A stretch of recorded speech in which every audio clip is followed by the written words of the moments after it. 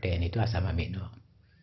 Sama dengan karbohidrat ya. Kalau protein itu ibaratnya polisakarida gitu ya.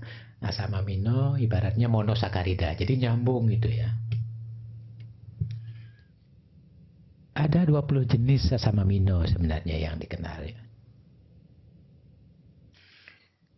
Kemudian masing-masing asam amino ini membentuk protein dihubungkan oleh ikatan peptida namanya, ikatan peptida. Ya kalau sambungannya banyak itu menjadi polipeptida. Kalau beberapa saja oligopeptida, kalau cuma 2 asam amino berhubungan itu menjadi dipeptida akhirnya ya. Tapi protein yang dikatakan protein umumnya dalam bentuk polipeptida ya. Oligopeptida, dipeptida ya umumnya disintesis untuk makanan-makanan entral gitu ya, entral.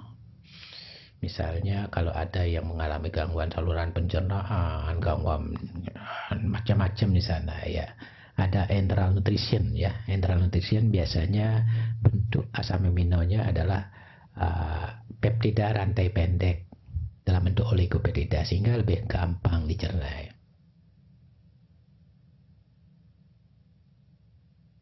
Nah ini struktur asam amino secara umum ya. Jadi secara umum beginilah bentuk asam amino. Yang membedakan yang satu dengan yang lainnya, jenis amino yang satu dengan yang lainnya adalah ini, R-nya ini ya. Gugus R-nya ya, ada gugus R-nya diisi dengan C, ada S, di sini ada macam-macam. Itu yang menunjukkan ciri khas daripada asam aminonya ya. Tapi yang lainnya ini ya sama saja. Ini gugus karboksilnya, ini gugus aminanya, gugus R-nya yang menunjukkan ciri khasnya.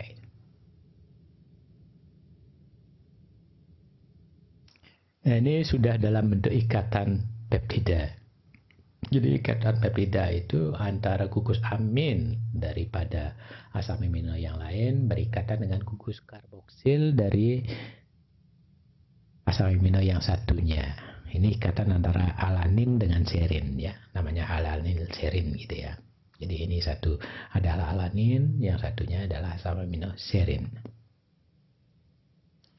Jadi ikatannya itu tetap. Nanti kalau ini nyambung lagi, N ini akan berhubungan dengan karboksil asam amino yang lainnya.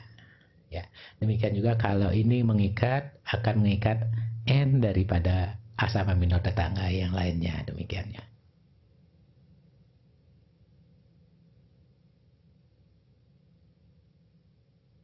Nah, kalau kita lihat bentuk fisiknya, secara fisik itu dikenal 2 jenis protein ya. Protein yang padat atau fibrous dan yang cair atau globuler gitu ya. Nah ini juga akan menentukan kualitas daripada protein diet itu sendiri ya. Karena masing-masing bentuk fisik ini akan memberikan tingkat digestif yang berbeda ya. Umumnya yang cair akan lebih bagus kualitasnya dibandingkan dengan yang padat gitu ya, lebih gampang dicerna, lebih diserap dan lain sebagainya. Nah contoh-contoh yang padat ini ya sehari-hari ya daging misalnya ya, kolagen ya, ini pada daging ini myosin ya, protein otot ya. Dan yang ya mungkin ini yang susah-susah dicerna ini pada rambut, kuku, keratin dan lain sebagainya. Nah kalau yang cair atau globuler itu sangat mudah larut, sangat mudah dipecah ya di denaturasi. Jadi pemecahan ikatan peptida daripada protein itu dikenal sebagai denaturasi gitu ya, denaturasi ya. Jadi mudah dipecah itu ya. Nah contoh-contoh protein yang globuler ini adalah kasein, ini pada susu, ini protein susu ya. Juga albumin pada putih telur ya. Nah albumin atau protein pada putih telur dan protein susu itu adalah protein yang kualitasnya paling bagus sebenarnya ya. Paling gampang dicerna, paling komplit asam amino esensialnya dan lain sebagainya. Kemudian albuminnya sendiri ya. Ya, pertama albumin dalam plasma itu juga sebenarnya ya protein ya. Globulin gitu ya. Hemoglobin juga termasuk protein yang cair sih. Kemudian juga ya protein yang berfungsi sebagai enzim di dalam sel. Itu umumnya dalam bentuk cair.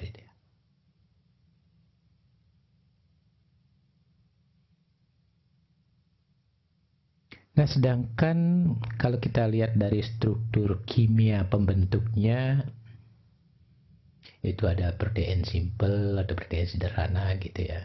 Dimana kalau protein simple ini isinya cuma asam amino saja, tidak ada unsur-unsur lain di sana. Kalau di hidrolisis,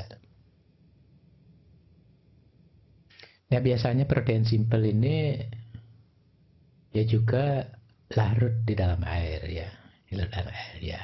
Kalau tadi ya kalau dari fisiknya dia tadi globuler, apa ya yang cair tadi, kalau dari struktur kimianya sebenarnya protein yang simple gitu ya. Misalnya seperti albumin, globulin, glutelin dan lain sebagainya ya. Nah, sedangkan protein yang simple juga seperti pada otot gitu ya. Yang padat tadi ya juga simple ya. Otot ya umumnya juga komponennya protein saja, tidak ada komponen asam amino saja ya, tidak ada komponen selain asam amino di sana ya. Tetapi umumnya kurang, kelarutannya kurang, atau digestibility-nya juga akan kurang dibandingkan dengan yang tadi. Kemudian berikutnya adalah protein conjugated ya. Ini bergabung dengan komponen non-protein ya. Nah, kalau bergabung dengan asam nukleat namanya nukleoprotein. Misalnya RNA, DNA. Kalau RNA dan DNA dipecah, ya hasilnya bukan asam amino saja, akan tetapi juga asam-asam nukleat. Apakah misalnya apa yang 4 asam nukleat itu ya. Kalau berikatan atau ada komponen karbohidrat di dalamnya, maka menjadi mukoprotein atau glikoprotein ya. Contohnya adalah musin di dalam tubuh kita. Kalau dengan lemak menjadi lipoprotein seperti trigliserid, kolesterol dan fosfolipid ya. Ada juga fosfoprotein gitu ya. Nah, kasein ini yang pada telur itu ya banyak mengandung fosfor proteinnya ya, sehingga dikenal sebagai fosfoprotein. Nah, sedangkan metaloprotein itu adalah berikatan dengan metal seperti peritin misalnya ya, di dalam proses metabolisme besi di dalam tubuh, yaitu ada peritin, hemosiderin dan lain sebagainya. Jadi unsur yang ada ya bisa besi, seng, kuper dan lain sebagainya.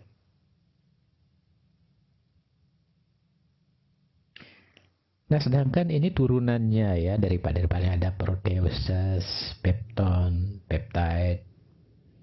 Ini hadir di dalam metabolisme protein. Dok? Ya. Ya, silakan. Itu yang tadi yang conjugated protein. Ya. Yang sebelumnya satu.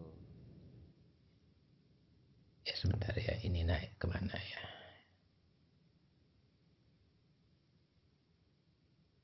Nah iya. Ya, ya. Yang tadi Ya. yang fosfoprotein kasein itu maksud kasein ini, bukan kasein. Ya. Kasein itu di telur apa di susu atau di dua-duanya ada? Maaf ini di susu ini ya, di susu. Kalau di telur albumin itu ya. Oh, oke. Tadi di Telur albumin. Jadi Ya. Ini di susu, kasein di susu. Ya, oke, makasih. Ya. Terima kasih ya. Saya ya clear tadi ya. Yang di telur adalah albumin ya, albumin. Ya. Ya, kita lanjutkan fungsi protein ya. Fungsinya ini sudah saya sampaikan tadi, sintesis daripada jaringan melalui suatu proses sintesa protein. Sini ada proses ini ya. Kemudian juga sebagai sumber energi. Nah, yang pertama ini fungsi utama daripada protein di atas sebenarnya ya.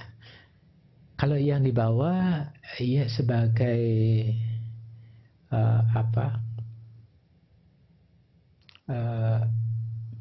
sebagai pelengkap saja sebenarnya, dan bukan merupakan sumber energi utama gitu ya. Malah ya di dalam diet nanti mesti kita atur sedapat mungkin protein itu tidak dipecah menjadi energi gitu ya. Karena pemecahan protein menjadi energi melalui suatu katabolik proses ini adalah suatu proses yang cukup mahal juga gitu ya. Jadi untuk memecahkan protein menjadi energi juga diperlukan energi begitu, sehingga ini akan muter-muter energinya tidak akan tercukupi gitu. Nah, kemudian fungsi lainnya ya untuk membentuk enzim, hormon, kemudian cairan-cairan tubuh gitu ya. Termasuk antibodi di dalamnya. Kemudian ya lipoprotein sebagai transport daripada trigliserid, kolesterol itu adalah dalam bentuk lipoprotein dia aja.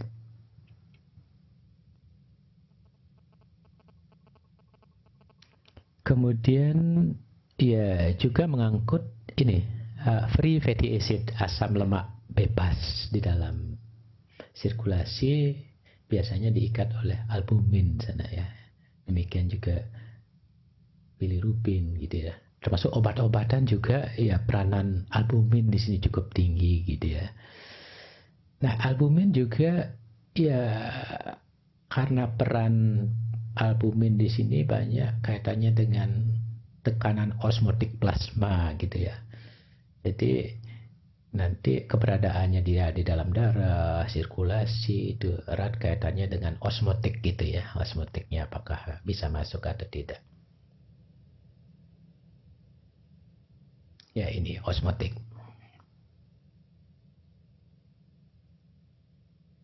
Ini klasifikasi asam amino ya, berdasarkan esensialitasnya ya. Nah, ini yang pertama ini adalah asam amino yang harus terdapat pada makanan ya, karena tubuh tidak bisa mensintesis asam amino ini. Ya barangkali sudah kita tahu dari awal ya. Ada 10 kalau tidak salah ini ya. Leucin, isoleucin, valin, triptofan, phenylalanine ini adalah asam amino esensial. Ada juga asam amino yang pada kondisi tertentu dia esensial begitu ya. Sehingga kalau pada kondisi-kondisi tertentu misalnya ada injury, ada kurang gizi, malnourish misalnya ya. Kemudian pada bayi saat pertumbuhan itu diperlukan asam amino yang pada kelompok kondisionali ini ya. Ciprolin, serin, arginin, tirosin dan lain sebagainya. Sedangkan yang non esensial artinya tubuh bisa membentuk sendiri ya, asam amino. Ini adalah yang ini sisanya glutamat, alanin, aspartin dan glutamin gitu ya. Ini pada semua kondisi bisa. Jadi ya, glutamat misalnya bisa berasal dari karbohidrat, itu bisa begitu ya. Kalau ini ya bisa berasal dari asam amino lainnya. Yang kondisional, tirosin, sistin, taurin itu dikatakan esensial pada infant. Pada infant, jadi baik pada bayi-bayi gitu ya. Termasuk juga individu yang dalam pertumbuhan ternyata cukup perlu ini ya. Ya barangkali kenapa dikatakan kondisional, barangkali tubuh pada kondisi demikian belum mampu menghasilkan asam amino jenis ini secara normal. Sedangkan arginin ya, arginin dikatakan khasnya adalah diperlukan pada malnouris misalnya kurang gizi gitu ya, kurang gizi kurang itu arginin diperlukan. Pada kondisi-kondisi traumatis misalnya luka bakar gitu ya, pasca pembedahan itu arginin dikatakan menjadi yang esensial bagi tubuh gitu ya. Sehingga komponen-komponen ini harus diperhatikan kalau kita berhadapan dengan kondisi seperti tadi ya.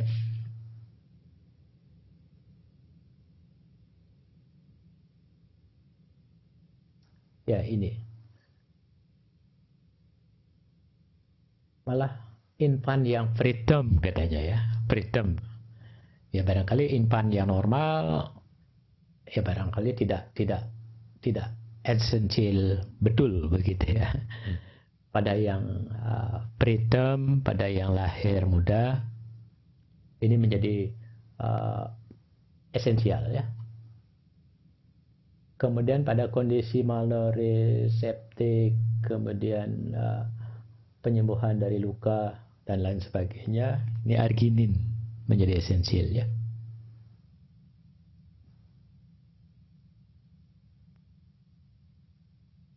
Nah ini secara umum metabolisme daripada protein gitu ya. Jadi ini adalah protein yang kita konsumsi kira-kira ya antara 60 sampai 70 gram per hari ya. Barangkali ini di barat ini ya. Kalau ya hampir sama ya. Misalnya RDA protein itu 1 gram per kilogram berat badan per hari gitu ya. Jadi kalau kita punya berat badan 70 kilo berarti kita harus mengkonsumsi 70 gram protein sehari. Itu masuk di poolnya ini. Pool ini akan didistribusikan gitu ya.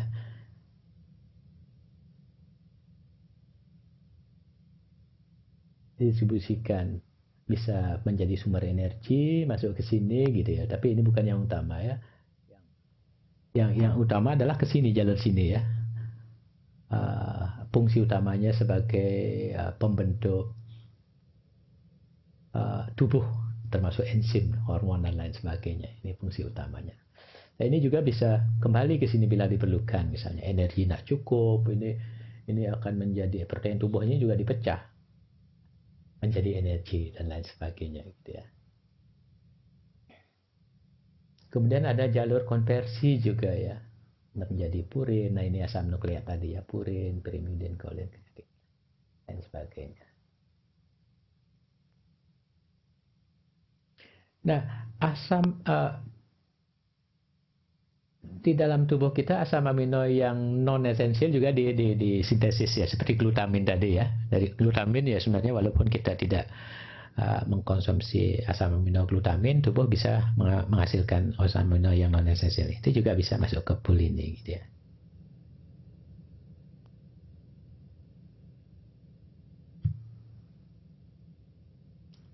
Jadi secara normal kesehariannya begini ya. Yang diekskresikan ya antara 0,9 sampai 1 gram per hari. Jadi kalau kita lihat di sini ada semacam selisih gitu ya. Tidak semuanya keluar gitu. Yang masuk banyak, yang keluar sedikit, sehingga ya pada kondisi-kondisi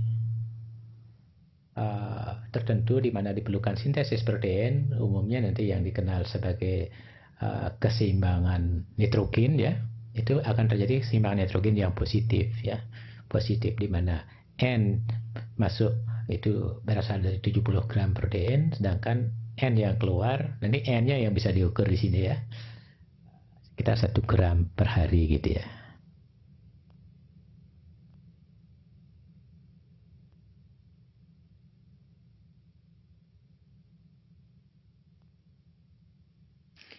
Nah, protein di dalam tubuh kita ya tidak terbentuk sekali kemudian hidup seumur hidup ya. ada pergantian gitu. Ada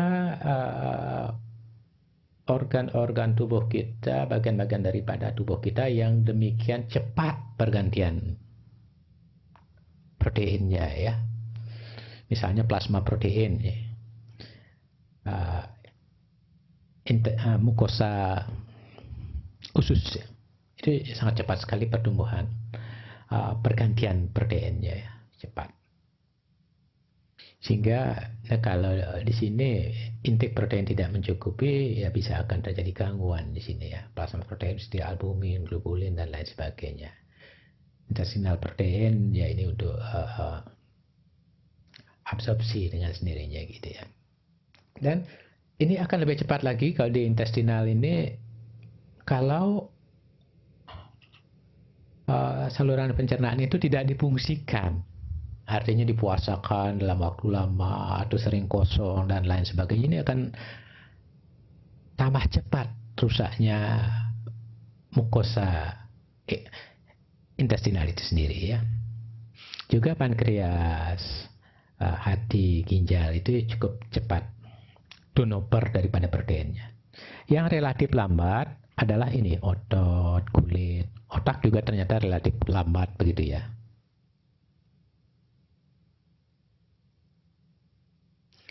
Nah, kalau kita lihat masing-masing unsur asam amino, ternyata masing-masing asam amino ternyata punya fungsi yang spesifik juga sebenarnya gitu ya. Spesifik misalnya seperti triptopan ya. Triptopan dia sebenarnya sebagai pembentuk niacin ya. Niacin atau vitamin ini ya.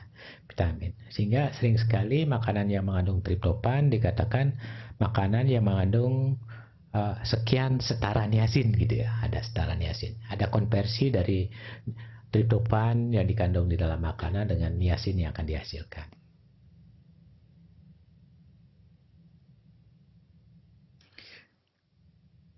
Nah, sedangkan metionin ini banyak sebagai metil donor, penyumbang metil ya untuk pembentukan unsur-unsur kolin ya, kreatin dan lain sebagainya. Nah, sedangkan penilalanin sebagai pembentuk tirosin. Selanjutnya tirosin sebagai pembentuk pigmen, baik kulit maupun rambut. Gitu ya. Sedangkan arginin dan citrulline ini berperan dalam sintesis urea di dalam hati. Jadi banyak ini ya barangkali ya nanti ya bisa dibaca di sini.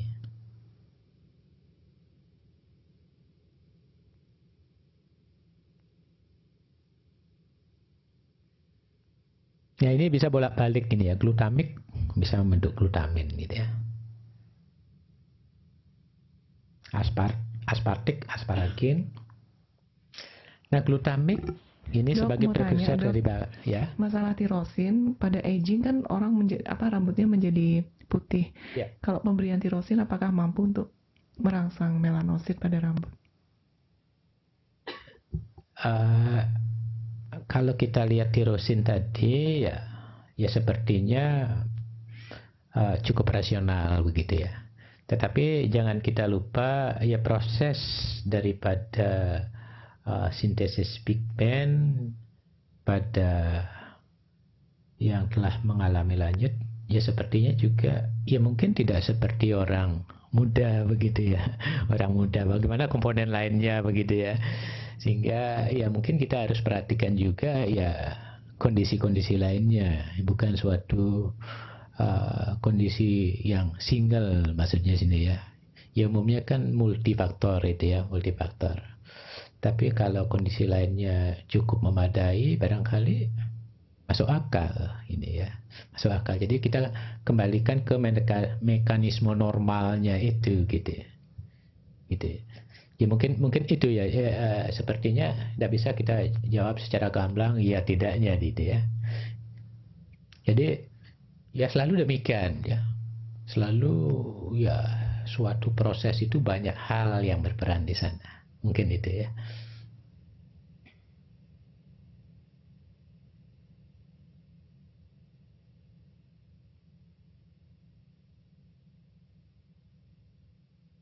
Jadi glutamik juga prekursor pembentuk GABA. Nah, GABA ini juga ya sangat berperan katanya dalam proses penuaan itu ya. Gamma aminobutyric acid ini ya.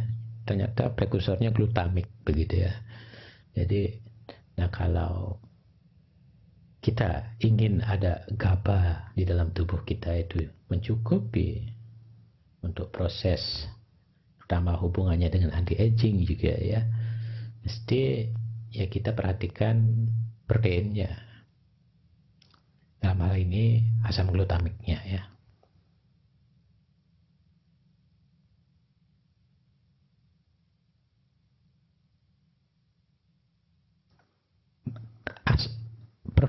Metabolisme protein ini ya ada 3 saja sebenarnya ya, pemecahan, sintesis, dan ya hormonal regulation ya. Ya barangkali tidak akan kita bicarakan secara detail ya, karena kalau kita bicara sintesis protein itu sangat rumit sekali ya, sangat rumit sekali. Demikian juga pemecahannya ya barangkali kita lihat secara global saja. Nah, kalau pemecahan protein ya banyak dihubungkan sebagai sumber energi sebenarnya. Kalau diperlukan energi ya. Jadi kalau energi dari sumber utamanya dalam hal ini karbohidrat, lemak itu tidak cukup, sering sekali protein dipecah gitu ya. Itulah sebabnya kenapa protein ini disebut sebagai sparing effect gitu ya, mempunyai suatu sparing effect untuk menghasilkan energi. Nah, supaya tidak terjadi sparing effect ini biasanya kebutuhan karbohidrat dan lemak sebagai sumber energi itu ya mesti dipenuhi gitu ya. Nah, ada 2 pool sebenarnya dia masuk ke acetyl-CoA ini ya, sebelum masuk ke siklus Krebs gitu ya.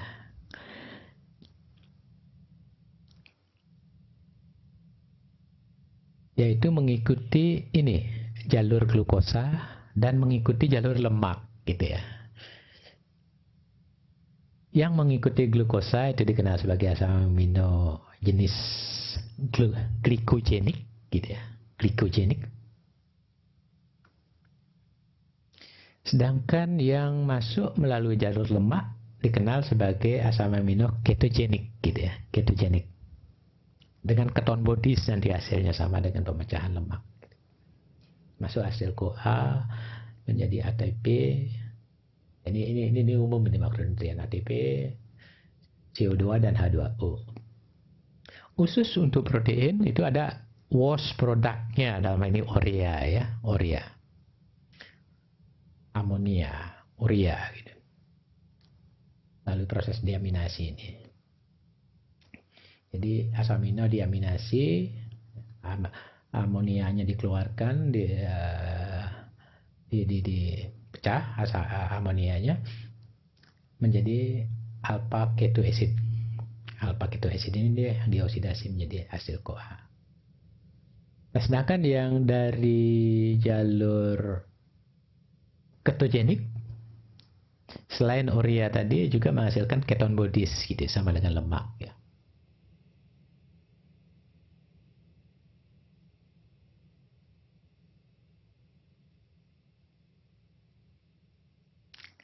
Nah, sintesis protein kita tidak bicarakan secara khusus di sini ya.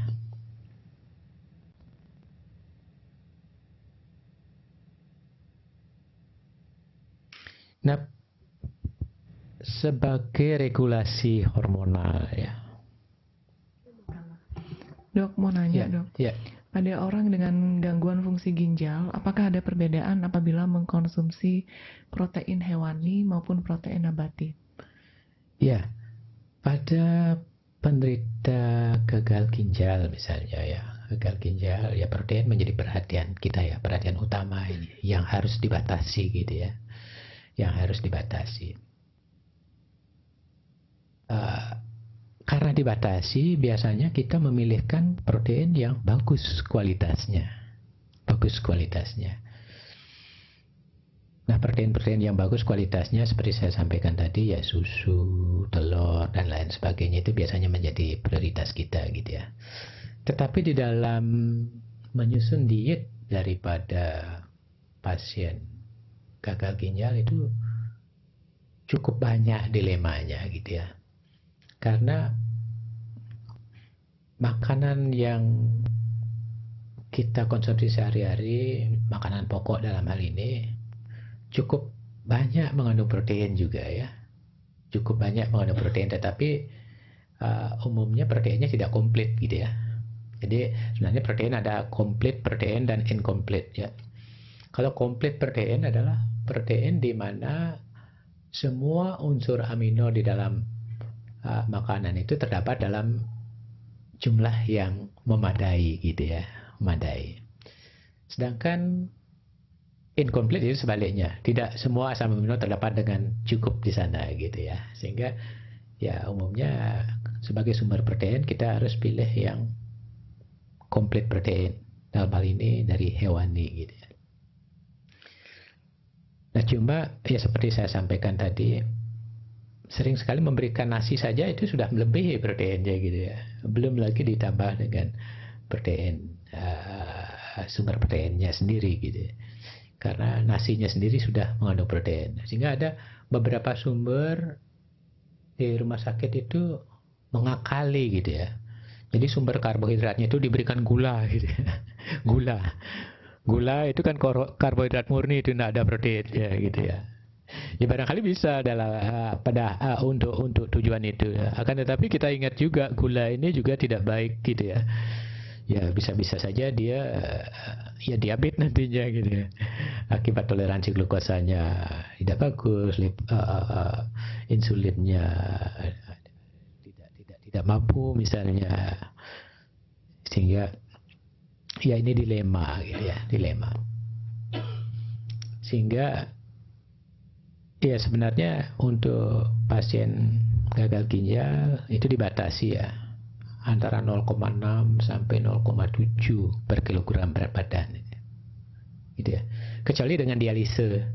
Kalau pasien dengan dialisis biasanya bisa lebih longgar kita memberikan diet proteinnya. Lebih baik kita pilih yang kualitasnya lebih baik. Dalam hal ini hewani lebih baik kualitas proteinnya dibandingkan nabati gitu ya. Nabati dikurangi. Nah sehubungan dengan itu ada juga teknologi kemudian ya. Ada keto acid namanya, keto acid. Keto acid itu dalam khusus diperuntukkan pada pasien gagal ginjal itu ya. Jadi asam aminonya itu diubah menjadi asam amino dalam bentuk keto. Aminanya ini diganti dengan keto gitu ya.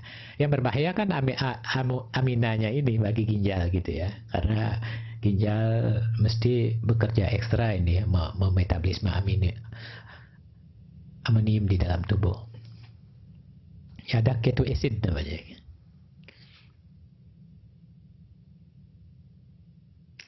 Jadi itu untuk gagal ginjal ya.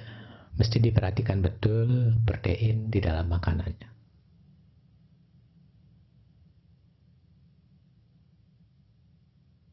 Nah ini peran protein di dalam regulasi hormon. Ya pada growth hormone, corticosteroid, tiroxin dan lain sebagainya. Prof. Ya. Yang tadi tirosin maksudnya anabolik atau katabolik gimana tuh?